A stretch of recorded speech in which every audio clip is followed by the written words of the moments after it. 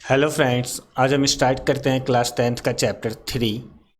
और इसके साथ ही हम यहाँ पे देखेंगे कुछ सिंपल इक्वेशन और अदर थिंग। जैसे हम चैप्टर का नाम देखते हैं, दो चरों वाले रैखिक समीकरण का युग्म। इसमें मैंने पिछली वीडियो में आपको बताया था कि समीकरण क्या होते हैं, इक्वेशन क्या होती हैं, अदर थिंग।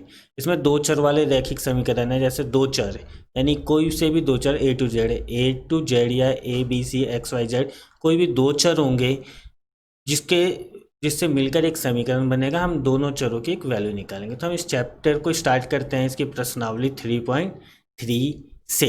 और इसका हम देखते हैं क्वेश्चन नंबर 1। क्वेश्चन नंबर 1 में जैसे कि हम देख रहे हैं कि क्वेश्चन 1 है, इसमें कह रहा है हमें निम्न रैखिक समीकरण युग्म को प्रतिस्थापन विधि से हल कीजिए। प्रतिस्थापन विधि में भी जो स्टूडेंट अभी 10th में आए उनके लिए ये विधि एकदम नहीं होगी, तो उनके लिए बस मैं छोटा सा इंट्रोडक्शन देना चाहूँगा। प्रतिस्थापन विधि का मतलब होता है कि एक इक्वेशन में से कोई वैल्यू निकाल के हम दूसरी इक्वेशन में रखेंगे, जैसा कि अभी हम इन कुछ क्वेश्चंस में और अपने एग्जांपल्स में देखेंगे। तो पहला क्वेश्चंस देखते हैं, हमारी जो बुक का है उसमें है x + y = 14 और सेकंड है x - y = 4। हम इसके सॉल्यूशन की तरफ बढ़ते हैं, लेकिन उससे पहले एक चीज़ ध्यान रखेंगे कि हमें कोई भी क्वेश्चन करना है उसमें सबसे पहले देखना है कि हमारी इक्वेशन दो होनी चाहिए और दोनों इक्वेशन में कम से कम दो वेरिएबल होने चाहिए। यहाँ पे एक वेरिएबल है अपने पास, जो फर्स्ट इक्वेशन है उसमें x है, दूसरे में वेरिएबल y है। ऐसे नीचे में भी वेरिएबल x है और वेरिएबल y है। तो हम इसके सॉल्यूशन पे देखते हैं। तो सॉल्यूशन 1, तो x + y = 14, ये पहली इक्वेशन को हमने इक्वेशन नंबर 1 माना और x - y = 4 इसी इक्वेशन को हमने सेकंड माना। इसे हमने प्रतिलोपन विधि या प्रतिस्थापन विधि, इन दोनों का एक ये सिमिलर नेम है। प्रतिलोपन विधि या प्रतिस्थापन विधि दोनों सेम है, जिसे हम सॉल्व करेंगे। तो हम इसके आगे देखते हैं कि समीकरण 2 से हमने क्या किया कि हमने समीकरण 2 लिया, जो कि था अपने पास x - y = 4 और यहाँ से हमने x की वैल्यू निकाली। क्योंकि x की वैल्यू निकाली तो हमने -y जो है माइनस का था, इक्वेशन के इस साइड लेकर आए, तो ये हो गया y + 4। और अब क्या करेंगे, अब समीकरण 1 में x का मान y + 4 रखने पर इसका मतलब ये हो गया कि हम ये इस x की वैल्यू को x = 4 + y को हम इसकी वैल्यू को इक्वेशन नंबर 2 में रखेंगे। हमारे पास इक्वेशन नंबर जो 2 थी ऑलरेडी, वो थी x + y = 14। तो x की जगह पे हमने एक वैल्यू रखी, वो वैल्यू है अपनी y + 4, या x की जगह पे हमने वैल्यू ट्रांसलेट कर दी y + 4 + y, क्योंकि y ये ऑलरेडी था = 14। तो इसे सॉल्व किया हमने, y और y अपना टोटल होके आ गया 2y और 4 का 4 एट इज इट सेम है, क्योंकि कांस्टेंट चेंज नहीं होते। 4 है, लेकिन अब 4 इधर है प्लस का, हम 4 को इक्वल के इधर लेके जाएंगे तो ये हो जाएगा माइनस का। ये है ट्रांसपोर्टेशन रूल जो इक्वेशन में नॉर्मल से, क्योंकि इक्वल के इधर लेके गए, ये माइनस का। 14 में से 4 गए तो हमारे पास बचता है 10। 2y सेम है, तो ये से एट इज इट नीचे आ गया। तो y को इसमें ध्यान देखेंगे, ये 2 और y मत यहाँ पे जहाँ कुछ नहीं होता वहाँ मल्टीप्लाई होता है, तो y की वैल्यू यहाँ मल्टीप्लाई है और इसे इक्वल के इधर ले जाएंगे तो ये डिवाइड में आ जाएगा। जैसे ये आ गया 2y = 10, तो y = में हो गया अपने पास 10/2 = 5। तो y की वैल्यू = 5 मिल चुकी है। अब यहाँ पे कुछ ध्यान देने वाली बातें हैं जो हम यहाँ पे देखते हैं कि ये लिखा हुआ पढ़ते हैं। अब यहाँ हमने y का मान प्राप्त कर लिया है, जिसे हम पुनः समीकरण 2 में रखेंगे और x का मान प्राप्त करेंगे। तो इसमें एक चीज़ ये ध्यान रखनी है, यदि हमने समीकरण 2 से कोई वैल्यू निकाली है तो उसकी वैल्यू हम समीकरण 1 में रखेंगे। यदि हमने समीकरण 1 से कोई वैल्यू निकाली है तो उसकी वैल्यू समीकरण 2 में रखेंगे। जैसे सिंपल यहाँ पे हमने समीकरण 2 को सॉल्व किया है, 2 को सॉल्व किया, उसकी वैल्यू 1 में रखे, तो अब हम वापस इसकी वैल्यू कहाँ पे रखेंगे, 2 में। तो हम आगे देखते हैं। अब y का मान समीकरण 2 में रखने पर, तो x बराबर में है अपने पास 4 + y, या x बराबर में 4 + 5 = 9, क्योंकि y की वैल्यू हमने क्या निकाली थी, 5, राइट। तो होगी। अतः दिए गए रैखिक समीकरण युग्म का हल है x बराबर में 9 और y बराबर में 5। इसी के साथ हमारा क्वेश्चन नंबर 1 खत्म होता है। और हम यहाँ पे देखते हैं कुछ ध्यान रखने वाली बातें। तो ध्यान रखें कि यदि समीकरण 1 से मान निकालेंगे तो उस मान को समीकरण 2 में रखेंगे, यदि समीकरण 2 से निकालेंगे तो उस मान को समीकरण 1 में रखेंगे। ऐसा कई बार होता है कि हम जब क्वेश्चन को जल्दी में करते हैं, हमारे स्टूडेंट लोग को ध्यान नहीं रहते, हमने समीकरण 1 से वैल्यू निकाली, उसकी वैल्यू हमने पुट ऑफ करके वापस समीकरण 1 में रख दी, जिससे कि हमारे आंसर्स गलत आ सकते हैं और एग्ज़ाम में हमारे नंबर कम हो सकते हैं। तो इसी के साथ हम लोग कुछ आगे चलते हैं और अपने को क्वेश्चन नंबर 2 की तरफ ले चलते हैं। तो क्वेश्चन नंबर 2 में ध्यान रखते हैं, हमारे पास जो क्वेश्चन नंबर 2 दे रखा है वो है s माइनस टी। यहाँ पे हम ध्यान देंगे बड़े ही रुक के। s एक वेरिएबल है, t एक और अनदर वेरिएबल है और ये 3 है। नेक्स्ट इक्वेशन हमें दे रखी है s/3 plus t/2 equal to में 6। तो यहाँ पे भी ध्यान रखेंगे, यहाँ पे भी s और टू वेरिएबल हैं, क्योंकि हमारा जो चैप्टर ही है वो है 2 चरों वाले रैखिक समीकरण। चर मतलब वेरिएबल। तो हम देखते हैं और यहाँ पे 2 वेरिएबल हमें मिल चुके हैं और 2 इक्वेशन भी मिल चुकी है। यहाँ पे हम s और t की वैल्यू को फाइंड आउट करेंगे। तो यहाँ पे हम देखते हैं सॉल्यूशन। हमने सबसे पहले क्या किया, s माइनस टी को इक्वेशन नंबर 1 मान लिया और ऐसे ही s/3 plus t/2 equal to 6 को हमने इक्वेशन नंबर 2 माना, लेकिन इसे हमने थोड़ी सा सिंप्लीफाई कर दिया क्रॉस मल्टीप्लाई की तरह। हमने s की गुणा कर दी 2 से तो ये हो गया 2s, t की गुणा कर दी 3 से, ये हो गया 3t इक्वल टू में 36, 6 जा 36। तो इसे हमने सिंपल कर लिया, जो हमारा भिन्न के रूप में आ रहा था हमने उसे बस एक छोटा सा स्टेप, एक 6 क्लास का या हम नॉर्मल कह सकते हैं, सिंपल करके एक इक्वेशन बना ली है। इसके नेक्स्ट स्टेप में हमारा सेम वही समीकरण 1 से हम वैल्यू निकालने जा रहे हैं। समीकरण 1 से प्लीज़ ध्यान रखिए, समीकरण 1 है हमारे पास s minus T equal to में 3, ऐसे ही s बराबर में 3 प्लस टी। तो ये 3 प्लस टी के लिए माइनस टी था, माइनस टी को हम इक्वल के इधर लेकर आए हैं तो ये हो गया प्लस टी।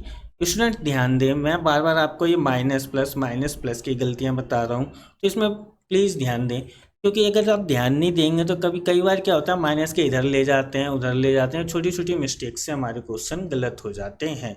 इसलिए यहाँ पे ध्यान देंगे, ये माइनस की फिगर है इसीलिए इस साइड आके प्लस की हुई है। तो हम आगे देखते हैं कि अब s का मान समीकरण 2 में रखने पर ध्यान रखें कि मैंने समीकरण 1 से वैल्यू निकाली थी, समीकरण 1 से वैल्यू निकाली थी इसलिए 2 में रख रहा हूँ। पिछले क्वेश्चन में 2 से निकाली थी इसलिए 1 में रखी। तो मैंने वहाँ पे आपको बताया भी, यदि 1 से निकालेंगे तो 2 में, 2 से निकालेंगे तो 1 में। तो देखते हैं, तो हमारा जो समीकरण थोड़ी सिंप्लीफाई करने के बाद 2 आया था वो था 2s plus 3t equal to में 36। अब यहाँ पे s की जगह हम वैल्यू रखते हैं, तो वो थी निकाली हमने 3 प्लस t, तो s की जगह मैंने पुट कर दिया 3 प्लस t, 3t सेम है और यहाँ पे 36। हम ब्रैकेट ओपन करेंगे, ब्रैकेट ओपन करने के लिए हमें 2 को दोनों में मल्टीप्लाई करना पड़ेगा, तो 3 2 जा 6, 2 को 3 से मल्टीप्लाई करेंगे 2t, यहाँ पे सेम आ गया, यहाँ 36 का 36, तो 6 2t प्लस 3t ये होगा अपने पास, दोनों मिलके होगा 5t, 6 इधर आ गया। अब ये 6 को क्या किया मैं, प्लस का था, यहाँ पे माइनस का हो गया 36 के इधर, तो ये हो गया अपने पास 36 माइनस 6 5t। यहाँ पे स्टूडेंट ध्यान दें, ये जो 6 है जहाँ पे पीछे कुछ भी नहीं लिखा, यहाँ पे अगर कुछ नहीं लिखा इट मीन्स ये एजम्पशन होती है या एकदम 100% आप श्योर कह सकते हो, अगर कुछ नहीं लिखा तो वैल्यू हमेशा प्लस में होती है। यदि कोई वैल्यू नेगेटिव में है तो वहाँ पे ज़रूरी है कि आपको वैल्यू नेगेटिव में लिखी जाए। तो आगे देखते हैं, 36 में से 6 गए तो अपने पास 30 आ गए, 5t इक्वल टू में 30, या फिर t ये 5 गुणा का इधर आएगा, भाग में हो जाएगा क्योंकि इक्वल के इधर आया है, तो t इक्वल टू में 30 प्लस 5 इक्वल टू में 6, अतः t इक्वल टू में 6। तो हमारे पास यहाँ पे एक वैल्यू आ गई t की जो है 6। इसमें हम ये चीज़ ज़रूर ध्यान रखेंगे, हमने जो भी कुछ किया है वैल्यू 1 से क्वेश्चन निकाल के 2 में रखने के बाद t की वैल्यू हमने फाइंड आउट कर ली है 6। तो इसके बाद हम ये करेंगे कि t के मान को समीकरण 1 में रखेंगे। ध्यान रखें, वहाँ से 2 से निकाली थी इसीलिए हम 1 में रख रहे हैं। ये समीकरणों का ध्यान रखना बहुत ही ज़रूरी है क्योंकि ये थ्योरेटिकल पार्ट है। अगर समीकरण 1 से 2 में या 2 से 1 में अगर इसमें कोई भी गलती होती तो हमारा सॉल्यूशन गलत आ सकता है। तो हमारा समीकरण है था s में 3 + t। तो यहाँ पे s में 3, t की वैल्यू हमने फाइंड आउट की थी 6, तो अपने पास वैल्यू हो गई 3 + 6 में 9। तो ऐसे ही अतः s में 9, तो t की वैल्यू भी निकाल ली हमने और s की भी वैल्यू निकाली। इसी के साथ ये सॉल्यूशन हमारा कंप्लीट होता है क्वेश्चन नंबर 2 का। तो यहाँ पे ध्यान देते हैं, अतः दिए गए रैखिक समीकरण युग्म का हल है s में 9 और t में 6। इसी के साथ हम यहाँ पे 1 मिनट का ब्रेक लेके ये देखते हैं कि हमने अभी तक किया क्या, क्योंकि प्रतिस्थापन विधि जो भी स्टूडेंट अभी इस वीडियो को देख रहे हैं, मे बी वो 10th में नए नए आए हैं, तो उनके लिए काफ़ी ज़रूरी है कि ये है क्या। सर ये क्या बता रहे हैं, 1 से निकाल लो 2 में कर दो, 2 से निकालो 1 में कर दो। तो स्टूडेंट इस पर ध्यान दें। अपना जो भी वेरिएबल है, 2 वेरिएबलों की इक्वेशंस है, उसमें हमने पर्टिकुलर एक एक इक्वेशन को एक एक माना है और एक इक्वेशन से वैल्यू निकाल रहे हैं, उसे दूसरी इक्वेशन में पुट ऑफ कर रहे हैं। इसी को प्रतिस्थापन विधि कहते हैं, ट्रांसपोर्टेशन मेथड, राइट। तो हम इस पे ज़्यादा टाइम ना देते हुए अपने नेक्स्ट क्वेश्चन पे आते हैं। तो अपने पास जो नेक्स्ट क्वेश्चन है वो है 3x - y में 3। यहाँ पे ध्यान दें x और y दोनों चर हैं। ऐसे 9x - 3y में 9, यहाँ पे भी x और y दो चर हैं।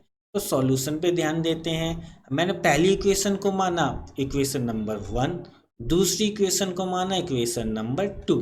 इसे हम सॉल्व करने जा रहे हैं प्रतिस्थापन विधि से। तो समीकरण 1 से लेने पे मैंने इक्वेशन 1 को लिया। यहाँ पे देखेंगे 3x - y में 3, तो यहाँ पे मैंने 3x - 3 में y, मैंने y की वैल्यू निकाली है, y प्लस माइनस का था तो इक्वल के इधर आया तो y प्लस का होगा, ये 3 प्लस का था इधर आया तो माइनस हो गया। और इसी को मैंने एक सिंपल फॉर्म में थोड़ी y को पहले लिख लिया, 3x प्लस का था माइनस इधर, इसी को मैंने दोबारा एट इज इट सेम लिख दिया है, राइट। तो हम देखते हैं, हमने एक वैल्यू निकाल ली है। अब इसी वैल्यू को हम समीकरण 2 में रखेंगे, जैसे अभी तक हम पिछले 2 क्वेश्चनों में रखते हुए आए हैं। तो समीकरण 2 में रखने पर हमें फाइंड आउट होता है 9x - 3y बराबर में 9। 9x - 3, y की जगह वैल्यू मैंने पुट ऑफ कर दी है 3x - 3, जो कि हमें समीकरण 1 में मिली है, में 9। इसे सॉल्व करेंगे 9x 3 3 जा 9x, 3 3 9। ये देखो यहाँ पे ध्यान दे, माइनस और प्लस की गुणा हुई तो ये माइनस हो गया बॉयस, माइनस और प्लस, क्योंकि यहाँ पे कुछ नहीं था तो प्लस है। 3 माइनस का 3 प्लस का 3 तो ये हो गया माइनस का 9x। ऐसे ही माइनस का 3 और माइनस का 3, माइनस माइनस की गुणा हुई तो ये हो गया 9 प्लस का 9, राइट, इक्वल टू में 9 एट इट हमने लिख लिया। तो ये क्या हो गया 9 बराबर में 9, तो या x इक्वल टू में 0 और y इक्वल टू में 3x - 3 उत्तर। तो ये हम यहाँ पे ध्यान रखते हैं कि जब हमारे x के जो भी वेरिएबल हैं वो कट गए, इनके अनंत सॉल्यूशन होते हैं और ये चीज़ होती है, जो कि मैं आपको नेक्स्ट क्लास में या नेक्स्ट वीडियो में जब ये 3.2 में एक्सप्लेन अच्छे से करेंगे। तो इसी के साथ हम यहाँ पे निकलते हैं, जो हमारा सॉल्यूशन आ गया वो है x इक्वल टू में 0, y इक्वल टू में 3x - 3।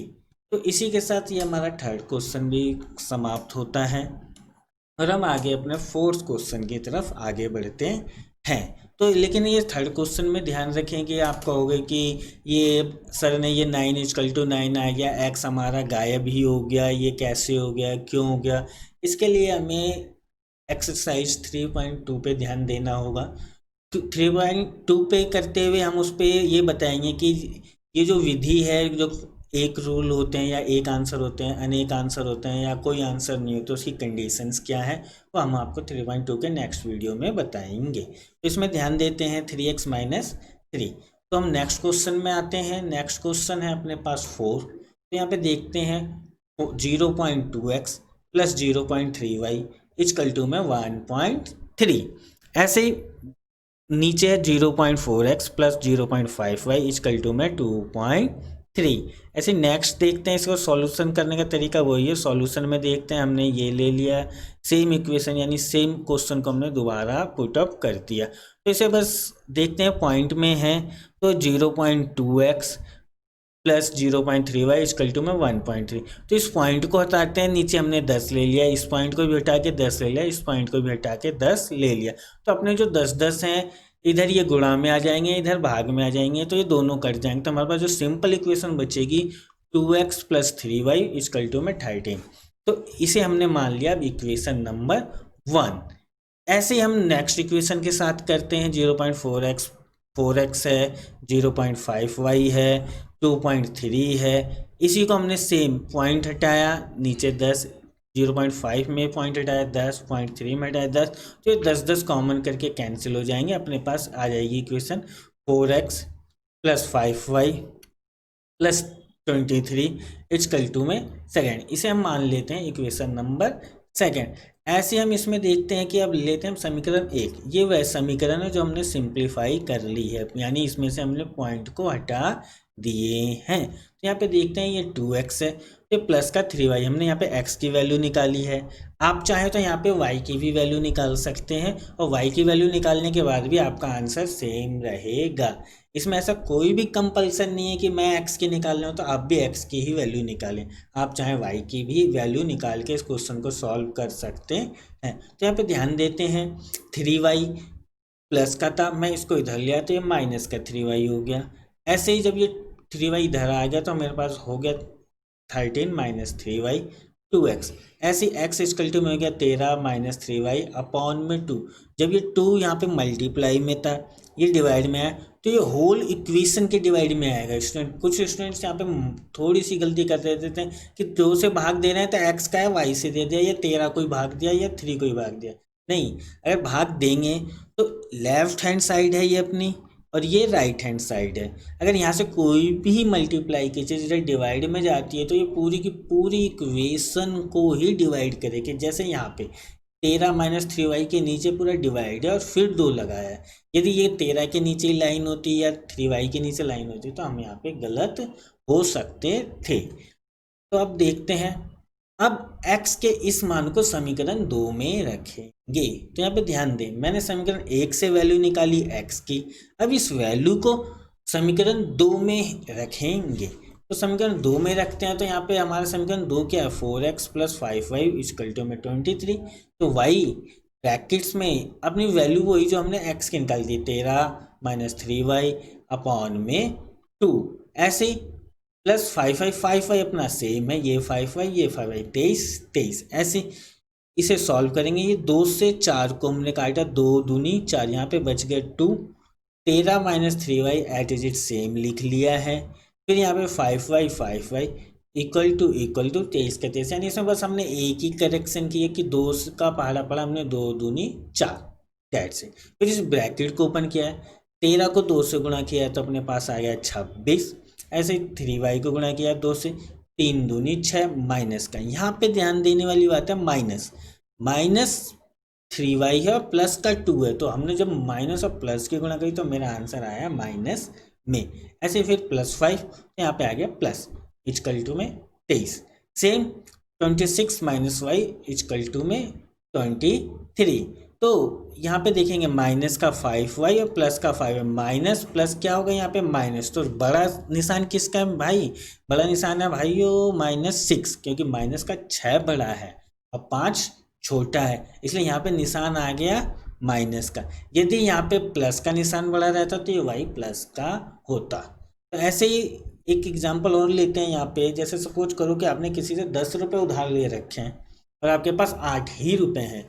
अगर आप उसे 8 रुपये वापस कर देते हो तो 2 रुपये और आपके पास बैलेंस बचते हैं। या फिर यहीं पे अपोजिट, आपने 10 रुपये उधार ले रखे हैं और आपके पास 12 रुपये हैं, तो आप जब उसे 10 रुपये दे देते हो तो आपके पास 2 रुपये बचते हैं। तो यही होता है पॉजिटिव और नेगेटिव साइन का मतलब। यहाँ पे नेगेटिव का साइन ज़्यादा है, मतलब मैंने उधार ज़्यादा ले रखा है, मेरे पास कम है, इसलिए माइनस का है। यदि प्लस का ज़्यादा होता तो प्लस का आता। ये प्लीज़ ध्यान रखें, यहाँ पे स्टूडेंट बहुत गलतियाँ करते हैं।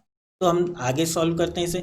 ये आ गया 26 माइनस वाई इजकल टू में 23। ऐसे यहाँ पे देखते हैं कि 26 यहाँ प्लस का इधर आएगा तो किस में हो जाएगा, माइनस का। तो ऐसे सेम यहाँ पे आ गया, जैसे मैंने बोला 26 माइनस 23।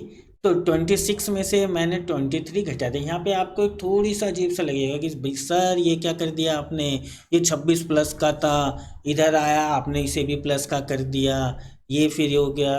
बॉयस यहाँ पे प्लीज़ ध्यान दें, क्योंकि हमारे पास y भी माइनस का है, मैंने y को भी प्लस का कर दिया। जब मैंने y को भी प्लस का कर दिया तो ये निशान ऑटोमेटिक चेंज हो गए। ये 23 प्लस का था तो 23 माइनस का हो गया, 26 माइनस का होना चाहिए था तो प्लस का हो गया। यहाँ पे हमारे दो ट्रांसपोर्टेशन रूल लग गए हैं, एक तो माइनस मैंने y भी ख़त्म कर दिया, यहाँ से प्लस का 26 भी ख़त्म कर दिया। इसी के साथ हमारे पास जो y की वैल्यू आती है 26 में से 23 जाने के बाद 3 आती है, y इक्वल टू में 3। यहाँ पे है अब y के मान को समीकरण 1 में रखने। तो बॉयस यहाँ पे सबसे ज़्यादा ध्यान देने वाली बात है, मैं समीकरण 1 में क्यों रख रहा हूँ, क्योंकि जो y की वैल्यू निकाली है मैंने समीकरण 2 में रखने के बाद निकाली है, राइट। तो इसलिए जब मैंने y की वैल्यू निकाल ली है तो इसे अब मैं कहाँ पे रखने जाऊँगा, समीकरण 1 में। ऐसा नहीं कि मैं इसे 2 में रख दूंगा, अगर 2 में रख दूंगा तो मेरा आंसर गलत आ जाएगा। तो इसमें हम वैल्यू रखते हैं, तो इक्वेशन क्या है, x इक्वल टू में 13 माइनस 3y अपॉन में 2। यहाँ पे मैंने y की वैल्यू रख दी 3, यहाँ पे y की जगह ब्रैकेट में रख दिया 3। तो प्लीज़ ध्यान दें, ये है y और यहाँ पे आ गया मेरे पास 3, राइट। ये और एट इज इट सेम ही है। तो अब इसे सॉल्व करते हैं, 3 तिया 9, 3 का पहाड़ा 3 बार पढ़ते हैं तो 9, 13 में से 9 गए 4, 2 2, ये यहाँ पे ध्यान दें 2 2 2, ये एट इज इट सेम नीचे आते हुए जा रहा है। तो अब यहाँ पे 2 का यूज होता है, 2 का पहाड़ा पढ़ता हूँ 2 बार तो आ जाता है 2। तो इस तरीके से मैंने अपना क्या किया, x की भी वैल्यू निकाल ली। प्लीज़ ध्यान दें जमा घटा पे, ये ब्रैकेट्स पे कि ब्रैकेट्स क्यों लगाया, माइनस से प्लस क्यों हो रहा है, प्लस से माइनस क्यों हो रहा है। तो हम इसी के साथ ये कह सकते हैं कि ये जो समीकरण है इसका जो हल है, मेरे पास सॉल्यूशन आया है x इक्वल टू में 2 और y इक्वल टू में 3। बॉयस यहाँ पे आप एक चीज़ देख रहे हो कि मैं सारा सॉल्यूशन करने के बाद, दिखाने के बाद, फिर एंड में एक छोटी सी आपको लाइन में लिख रहा हूँ कि अतः दिए गए रैखिक समीकरण युग्मों का हल है x इक्वल टू में 2 और y इक्वल टू में 3। बिकॉज अब मेरी इक्वेशन करने के बाद मुझे आंसर अलग से लिखना चाहिए, क्योंकि एग्ज़ाम में examiner most of the time क्या करते हैं कि डायरेक्ट क्वेश्चन देखा, आंसर देखा, अगर आंसर सही है तो पूरे नंबर दिए आगे चले गए। जैसे इसीलिए हमें आंसर को हमेशा एकदम अलग से रिफ्लेक्ट करते हुए एग्ज़ाम में दिखाना है, ताकि एग्जामिनर देखते ही वो डायरेक्ट आंसर देखे और आगे नंबर दे के चलता जाए, वो हमारे स्टेप्स पे ध्यान कम दे पाए। इसी के साथ हम नेक्स्ट क्वेश्चन शुरू करते हैं, जो कि है क्वेश्चन नंबर 5। तो 5 में देखते हैं, ये कुछ हमारे पास नए तरीके का क्वेश्चन आया है, ये रूट्स में है बॉय। तो यहाँ पे देखते हैं √2x √3y इक्वल टू में 0, √3x माइनस का √8y इक्वल टू में 0। यहाँ पे जो चर हैं xy हैं, जो अचर है √2 √3 और √8 है। तो इसको सेम हम पहले की तरह इनको इक्वेशन नंबर 1 और इक्वेशन नंबर 2 मानते हैं सॉल्यूशन में। कि हमने पहली इक्वेशन लिखी, पहली इक्वेशन आ गई 1, दूसरी इक्वेशन आ गई 3,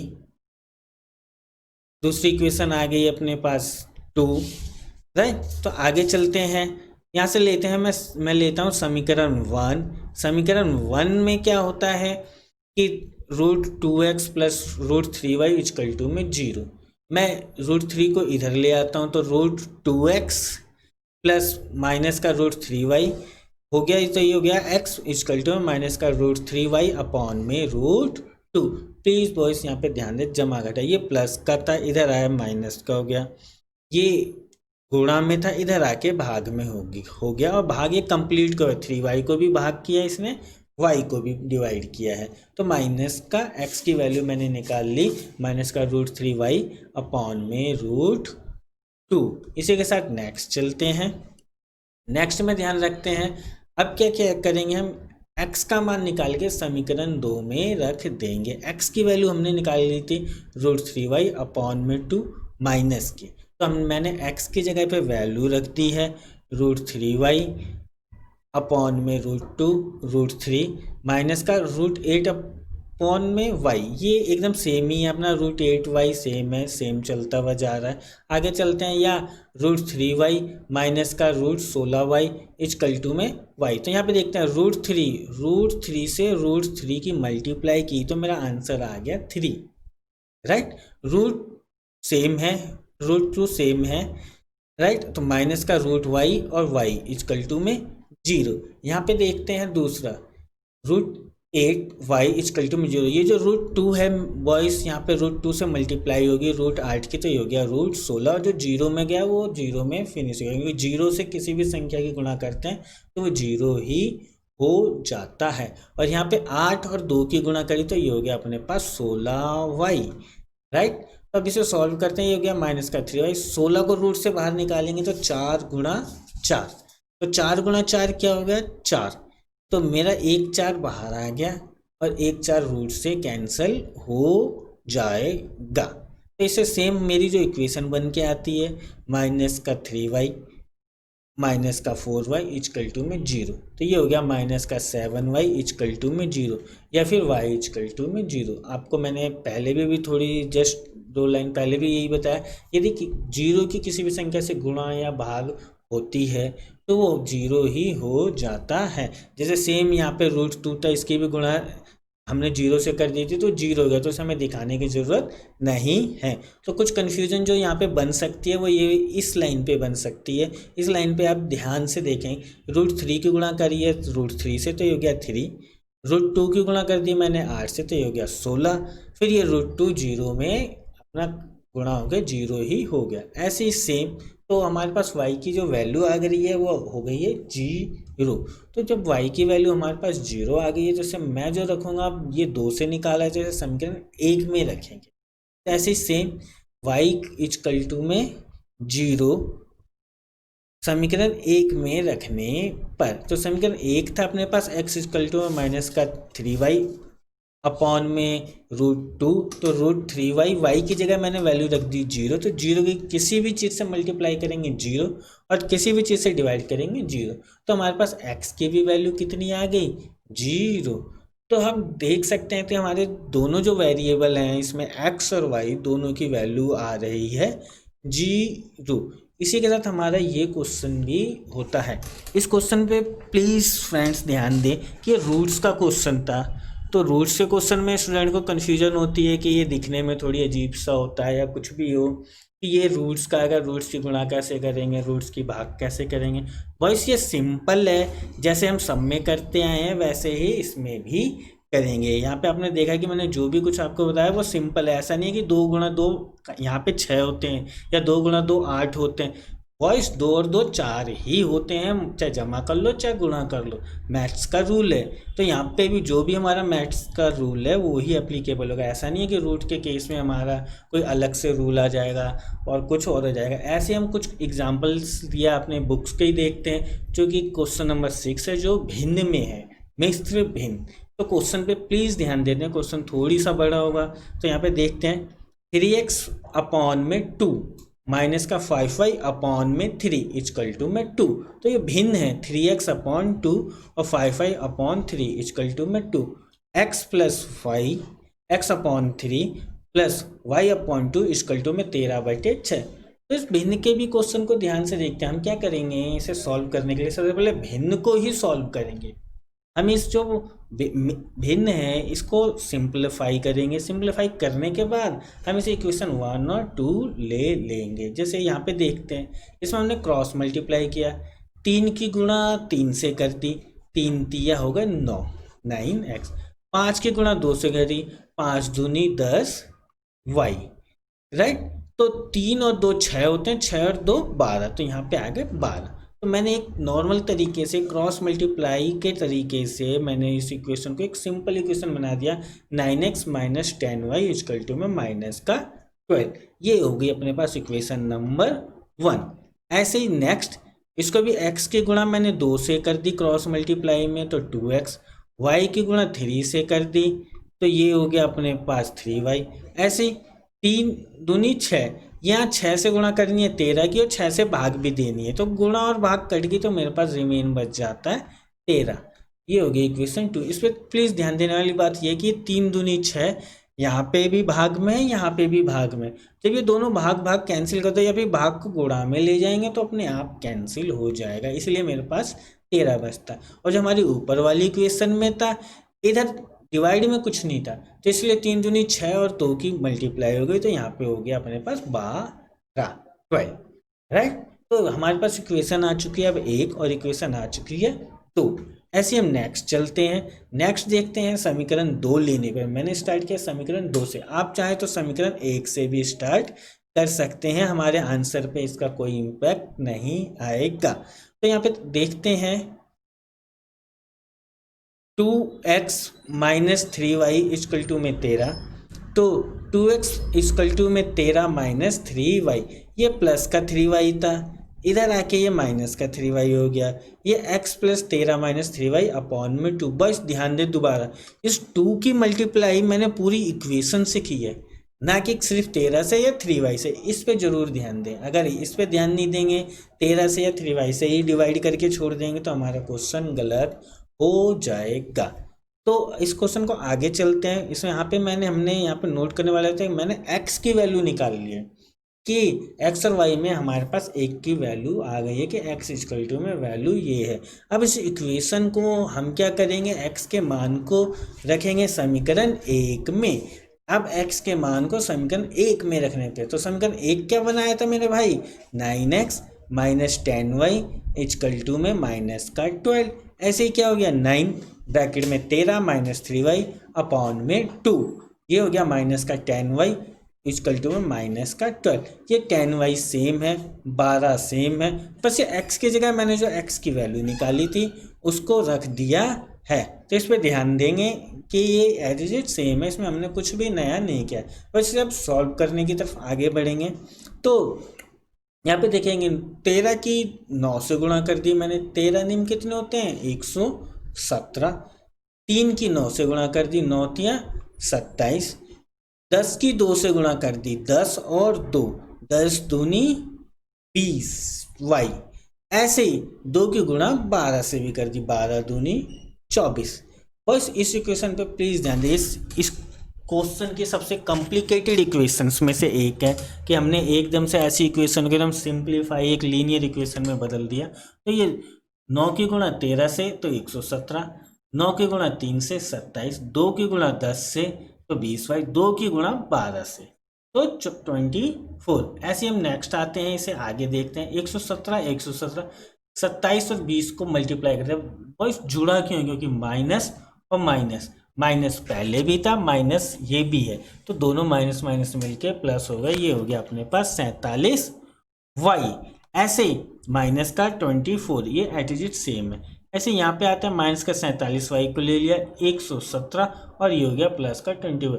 मेरे वॉइस जैसे मैंने पिछली इक्वेशन में बताया था, यहाँ पे माइनस 2 बार ट्रांसफर कर दिया है मैंने, यानी आप ये कह सकते हो कि मैंने क्या किया, 47 को इक्वल के इधर ले आया, 24 को इक्वल के इधर ले आया, तो ये क्या हो गया माइनस, और इधर भी क्या हो गया प्लस, और ये प्लस का था इधर आ गया माइनस का। तो आप जो भी चाहें कह सकते हैं कि इसको इधर से इधर ले गए, इसको इधर से इधर। ये ट्रांसपोर्टेशन रूल है जो कि एक बेसिक है, जिसमें मैं बार बार कोशिश कर रहा हूँ कि आपका ध्यान बना रहे कि माइनस माइनस क्यों आ रहा है, प्लस प्लस क्यों आ रहा है। नेक्स्ट आते हैं 47y इक्वल टू में 141। ऐसे ही y इक्वल टू में 141 अपॉन में 47 इक्वल टू में 3। तो यहाँ पे हमने y की वैल्यू निकाली, जो कि y की वैल्यू क्या निकली अपने पास 3। अब इस y की वैल्यू निकलने के बाद मैं y की वैल्यू इक्वेशन सेकेंड में रखूँगा, जिससे कि मेरी x की भी वैल्यू मेरे पास आ जाए। तो समीकरण 1 में y इक्वल टू 3 रखने पर हम देखते हैं, वो इसे लिखना भी एग्जाम में बहुत ही ज़्यादा ज़रूरी है, क्योंकि अगर लिखोगे नहीं तो एग्जामिनर को समझ में नहीं आएगा और एग्जामिनर नंबर काटने लगेगा। अगर यदि लिखते हो तो एग्जामिनर को पता चलेगा कि आप एग्जामिनर को क्या दिखाना चाहते हो और आपको कितना आता है। तो ऐसे y की वैल्यू 3 रखेंगे, तो 3 गुणा 3, यहाँ पे y था तो 3 आ गया, 2 है तो 2, 13 है तो 13, सेम 13 में से 9 गए, 3 या 9, 9 गए तो बच गया अपने पास 4, 4 अपॉन 2 इक्वल टू में 2, 2 दूनी 4। ऐसे देखते हैं बॉयस, इसका हम सॉल्यूशन पे आ चुके हैं। तो दिए गए देखिए समीकरण युग्म का हल है x इजकल टू में 2 और y इजकल टू में 3। तो बॉयस इस चीज़ पे ध्यान रखना बहुत ज़्यादा ज़रूरी है कि हमें सॉल्यूशन को अलग से लिख के दिखाना चाहिए। बेसिकली इसके कोई अलग से नंबर ना हो, लेकिन इसे दिखाने से क्या होता है कि एग्जामिनर की नज़रों में डायरेक्ट आंसर हमारा आपके सामने आ जाता है कि हमने जो भी कुछ किया उसे तुरंत नज़र आ गया कि हाँ स्टूडेंट ने ये काम किया है, इसका आंसर ये है रिजल्ट, राइट। तो इसी के साथ हमारी जो सिंपल प्रॉब्लम्स थी वो ख़त्म हुई। अब कुछ वर्ड प्रॉब्लम्स आएंगी छोटी मोटी जो हमारी चैप्टर्स में ही है,